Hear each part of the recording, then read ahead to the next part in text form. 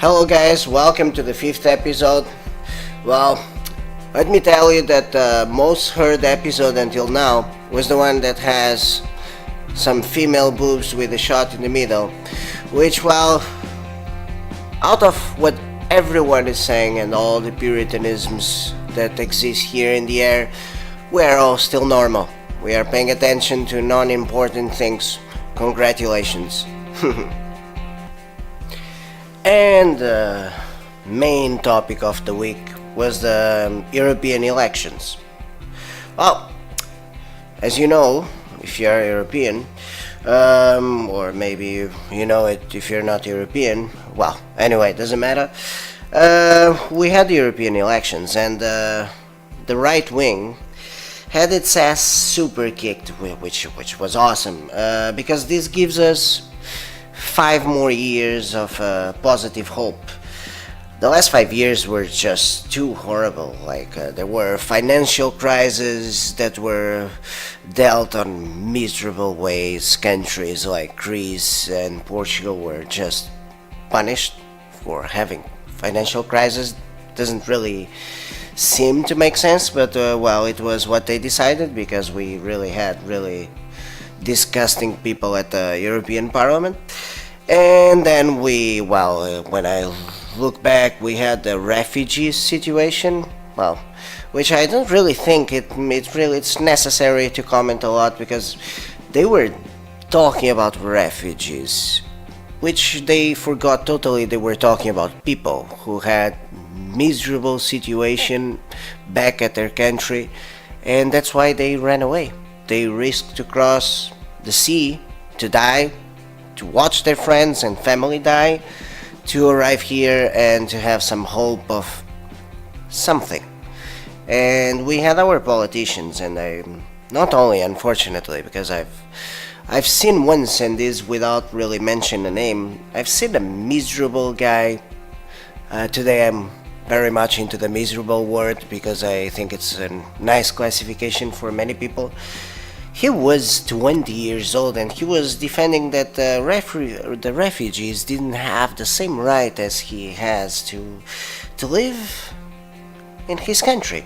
Doesn't matter which one it is, but it is really sad to see that these European, going again, miserable politicians, they allow this to get into this point, to convince even the young generation that refugees are not the same species as we are, or that they don't have the same rights that we do on trying to have a, well, let's not call it even a happy life, but to have a life to support their family. And even today, it's sad that we opened the news and we still see some news, refugees camps, which I think it's an amazing thing that in 2019 we really built camps for refugees. Well, which these came from an European shitty policy where our politicians didn't really do nothing positive about it. But well, keep going. Well, I think it was these last 5 years were the ones that we didn't see any positive policies evolving. European Union has been a great idea. It was a great solution to end this situation that every country would be just slapping the neighbor and having a war or not really respecting the neighbor. And European Union was created exactly for this, that we would, after the Holocaust, we would have a mothership where to whom we could complain if our neighbor would misbehave or misunderstand us, and we would have all the European nations that were inside of European Union deciding what to do, how to solve the problem, how to make the best diplomatic solution there to make everyone happy, to try to avoid the centuries of war and atrocities that we have been having in this continent. Because when we do something bad in Europe, we really make world wars. Not one, it was already two, and who knows what's coming. But yes, these brought us into topics that are all topics too, nationalisms. And I'm sorry, guys, I have to make a break here because I traveled a lot through Central Eastern Europe, and it's a bit sad because the numbers of nationalists that you guys have there are disgusting. You see young people kicking the ass of the others because they are from a different nationality, even when they are inside of the European Union. Um, I had a wonderful time back in Poland, but I have to tell you that when I arrived there, I had to adapt. I had to understand a different culture, which this should be the main point of European Union, that we all start to adapt and understand that we are all the same. Polish, Czech, Spanish, Italian, Lithuanian, French, Portuguese, but unfortunately there are still many monkeys who really don't understand it. First time I went to a pub on a small town there, I had three Polish guys who came to me and they looked to me and on a very primitive English, as primitive as their brain were, they just told me, "You foreigner, fuck off." And I did. I really did. I looked to these three big fellas and I realized that was really not my war, and there was not much I could do unless to have my ass kicked, and I left. Along my experience there, I have to tell you that I shared many beautiful moments there, many. But in average, on my 4 years in Poland, once a year I had to run away on the streets, but run away really like for my life. But really run very fast and very desperate, so that they wouldn't catch me. And this, on an European country, it's very sad that once a year I have to run away because there's like a bunch of monkeys who look to me and say, "You foreigner." I'm I'm a foreigner, motherfuckers. But I'm still from European Union. We should all be fighting for the same. We should all walk on the same way where we see a person. Otherwise we keep seeing black, yellow, red, white, foreigners, refugees, Jews. It doesn't. There's people who still really didn't understand this snowball. They become like just like puppets from stupid politicians. Well, and if you ask me if I'm giving you some news with a tendency that I'm defending the left wing. Yes, I am. I am defending the left wing in Europe because it has been making a much better job than the right wing.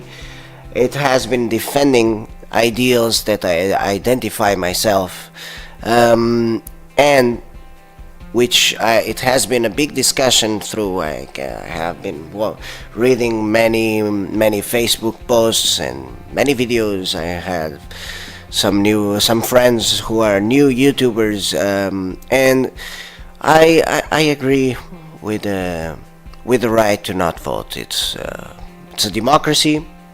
You can vote. You can deny yourself to go and vote.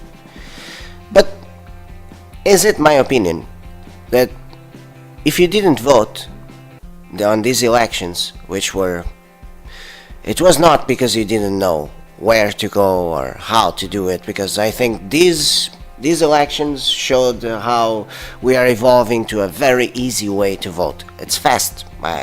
I didn't take more than 20 minutes. I went there, unfortunately there was not a big queue, so I took like 1 minute in my queue. I entered, I made my cross, and I went away. Simple. It's even by alphabetic order that they distribute the rooms, so it's much easier than before to find my election number. So, situation is very simple. If you didn't vote, it is my opinion that for the next 5 years, if you try to discuss European policies or anything that is connected to to an European policy, you should be very quiet. You did absolutely nothing to guarantee that we wouldn't fall on stupid hands. You have the right to not vote, but as an European citizen, you have rights, and the unfair part here is that nobody forces you to fulfill your duties, because citizens have rights and duties. If you just absorb the rights and you don't fulfill your duties as an European citizen, well, I have to tell you, I think you're not really seeing very well the situation here, because when you do not vote, you're giving the possibility for someone else to vote on an extreme whatever. It doesn't matter if it is an extreme left wing or extreme right wing. We have a lot of stupid people who really don't want the European Union to keep going, and it will, because I believe in Europe there is no other solution. The most reasonable, happy solution here is as we have now. Of course, it has to evolve. Of course, it has to have better politicians. Of course, the ones that we have sometimes don't really represent us. But if we don't really show them that we go to vote and to show our satisfaction or unsatisfaction with what they do, this won't change. I was reading now, it's connected to the same topic. There is Boris Johnson in Great Britain, the guy who said that if they would, and this was one of the biggest defenders of the Brexit, this dumbass, wow, he was every day saying a big lie, saying that if Great Britain would go out of European Union, they would have profit. They wouldn't pay a lot of weekly money to European Union, and they would be able to invest on their healthcare system. It's a lie. He's going now to have to answer on a court, and well, some people are criticizing. I think it's good. I think we should start to do it. Like it's if we have a populist or a nationalist or even if it is a good politician saying bullshit just to have votes, we should start to have fines for them, like to guarantee that if you want to be a politician, you'll have many advantages, but you will start to have one disadvantage. If you lie, you'll be punished. You're having a public job that it is very honorable, and you should really be the honorable person that you cannot lie. You're there to represent us, and as all of us, to make the best job as possible to do. Because if I don't make my job, I'm not fired. I know, as I would fire myself, but if someone makes their job on a shitty way, the person will be fired, and sometimes no rights at all then after it. Person was fired by incompetence, and life will be more complicated. A politician lately, when he lies, it seems that the media gives him more attention. It is a very twisted system, which I don't really think we should really keep on being nice fellas to these guys. They lie, they should be punished somehow. Of course, we don't really have to be as extreme or stupid as they are, but at least we should show them that the more they lie, the less money they will have. We could make gigantic fines because these guys, they love money and they are really doing everything for money. So if we would take their money for each lie that they say in public, or for each person who listens their lies, well, these guys, believe me, they would probably learn and start to tell the truth, because Brexit was, in the end, probably the biggest stupidity of this century. And to end the episode, let's talk about sexy things. Nope, no. Just joking, since you seem to like it. But well, let's end with this topic, which is like I called it stop operations.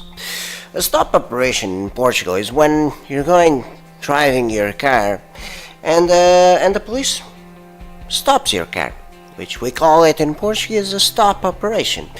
But this week we had new stop operations, which were they were well, they would stop the car, check your ID, and then there would be a tent there with financial inspectors that would check if you have debts to the government.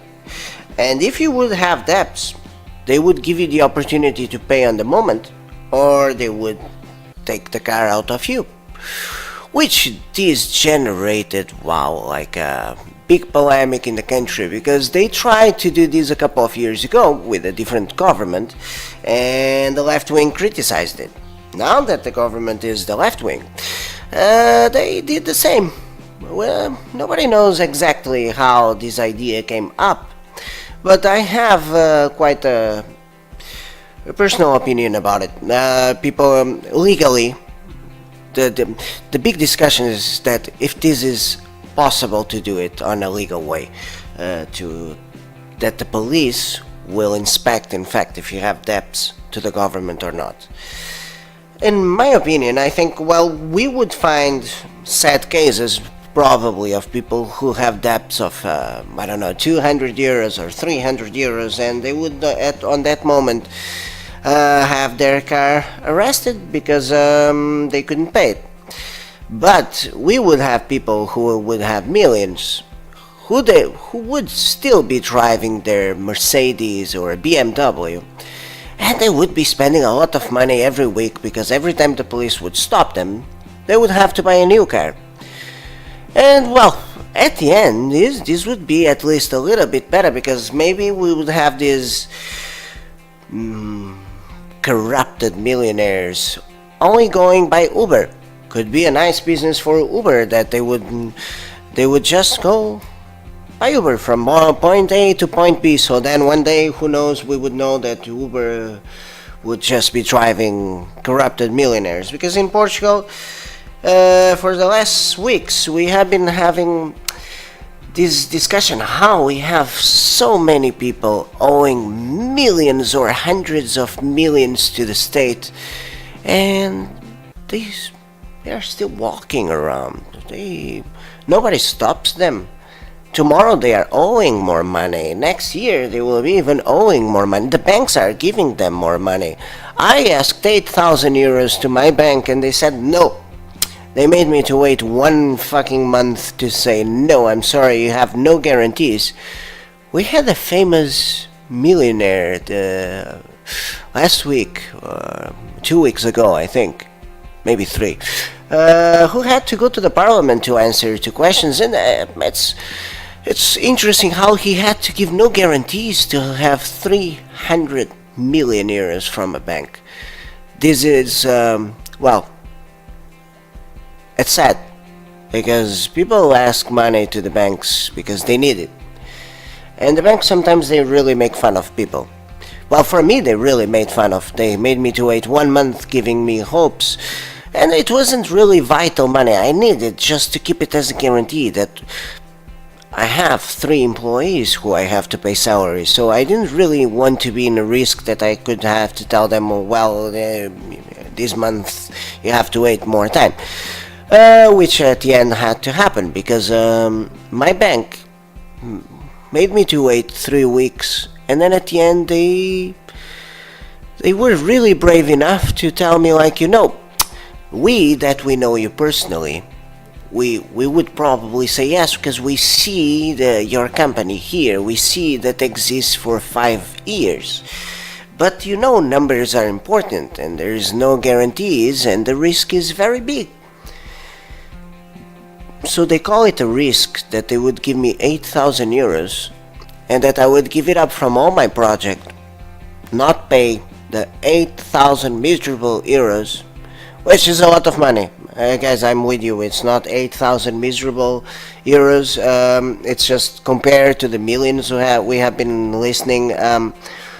It's just change for a bank. It's not a risk for a client. I'm in my bank since I'm a student. I asked a student loan to go in Erasmus and I paid it. I have been having my personal account there. I created my company account there. And that wasn't a guarantee enough that I would keep being there paying. That was just like a 3 weeks waiting for them to study a simple, because I'm not really having a lot of movement with money. So any guy that would good in mathematics would be able to tell me yes or no like in an hour. But there was 3 weeks waiting until I received a phone call saying we are very sorry to inform you that we cannot do it. Well, to these guys you borrowed, or at least to this guy, you didn't borrow, you gave it to him because he never paid, and most likely will never pay. And if he will pay, it's not going to be with the same interests and taxes that I would pay. You gave to him 300 million euros with no questions asked. In fact, you went to him to give him the money. I had to go to you to hear it. No. Well, this was it. Well, reality, it's always filled of positive and negative things. Apparently, the negative ones are always the same thing. It's people who don't vote. It's nationalists, it's populists, it's corrupted politicians, or just corrupted people who are really living from screwing the system, or others. And next episode I will talk about a very special type of people that I really appreciate a lot. And that's it. Thank you very much for listening, and see you next episode.